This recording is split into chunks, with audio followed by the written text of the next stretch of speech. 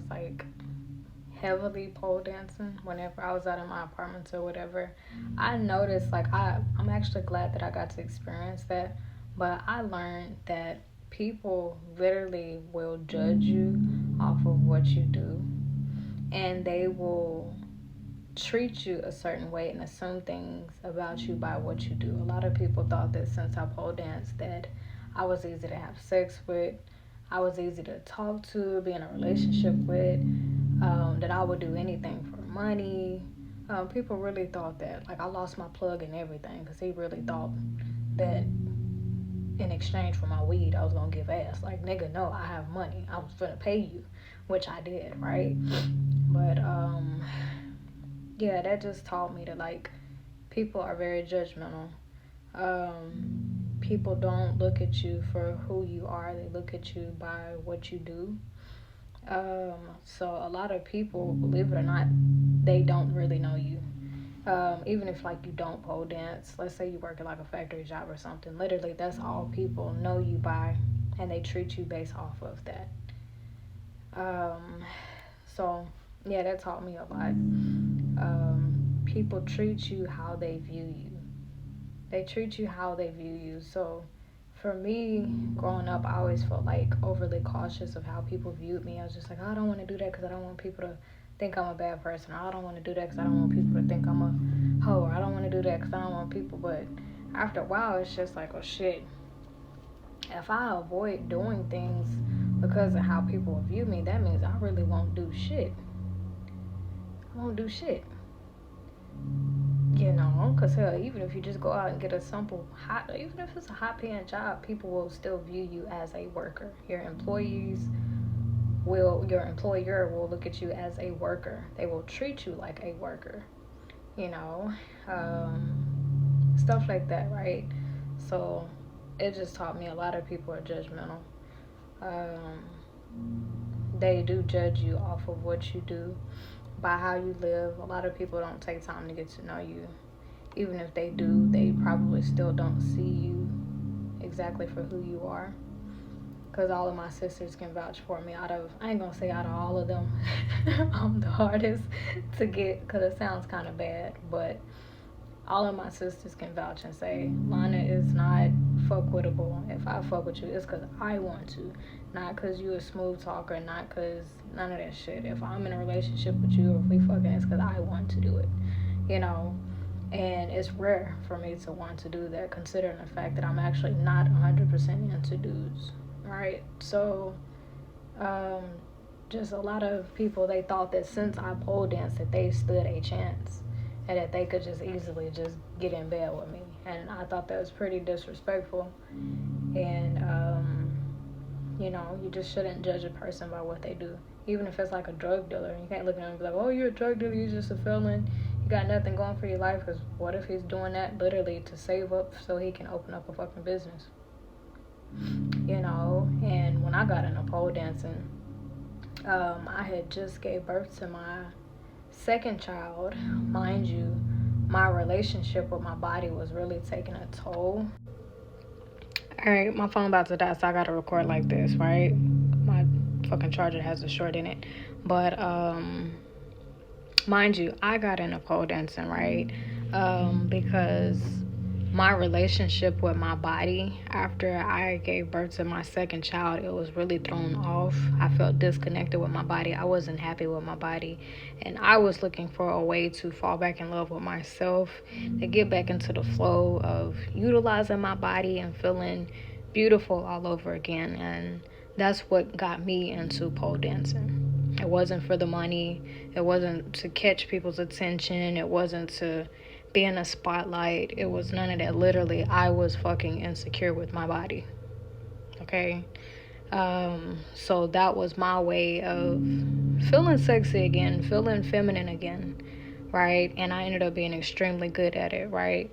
So, but a lot of people think if you get into certain things, or if you do certain things, you're a certain way, and that's just not the fucking truth. So like that's why in relationships, or even when it's like when it comes to meeting people, that's why like I'm really big on getting to know people. I ask them questions, like childhood, like how do you feel? What do you think? And it sounds like I'm poking, but really I'm just trying to make sure I see you clearly. I don't want to see you as, just this person who does XYZ. Like, I actually want to know you.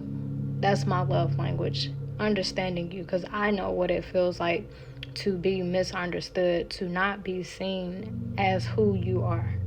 I know what that feels like. So the people I have a close bond with, I ask a lot of deep questions. I get to know them on a deeper level, and it's so I can make sure I'm seeing you for who you are. I need to like see you fully for who you are so that I can treat you accordingly. And I try to get people to get to know me as well, whenever I feel comfortable, of course. It's like when I feel comfortable with people, I'm an open book. I know a lot of people tell me they feel like I over explain, and it's just like, yes, I know I don't have to explain myself on certain things, but I know people genuinely just do not fucking know any better. Literally, people only know what they see. It's a small percentage of people who don't just go off of what they see, and they actually ask questions. Okay, well, why did you get in a pole dance? And how do you truly feel about it? What do you really get out of this? How do you really view yourself? Nobody ever stops to ask those type of questions. They just say, oh shit, she's a pole dancer. Shit, bitch is freaky. She nasty. She a hoe. Can't trust her around your man. Like, nobody takes time to actually get to know people or try to understand their perspective of what they're doing, why they're doing it, their intent, their motive behind it, right? So my love language is actually getting to know people. And the best way that I feel loved and seen in a relationship or friendship is when people are actually genuinely getting to know me, because I know the difference, right? But I think that's also like why I post so many like heart to heart videos and stuff like that. I'm just all about authenticity, because I feel like, how can people love you if you're not showing them you? If I say, oh, I love you, but all you show me is your good side, even if I truly do mean you well, I don't fully love you, because you have not allowed me the opportunity to fully love you, because you're hiding certain parts of yourself that you're not allowing me the opportunity to love. And that's how I feel in relationships and friendships or whatever. I feel like if you're telling me that you love me, you need to be seeing all my sides, my insecure side, my angry side, my doubtful side, my frustrated side, my side that shuts down, the side of me that, questions everything, questions if you're genuine or not. That's when you know you love me. When you've seen all of those sides and you still could look at me and be like, yeah, I still like you. I still want you in my life. I still honor my relationship with you, my friendship with you, right? And vice versa. Back whenever I first got into dating, I always thought, when you're with who you're with, you need to always put forth your best foot. You need to always be perfect.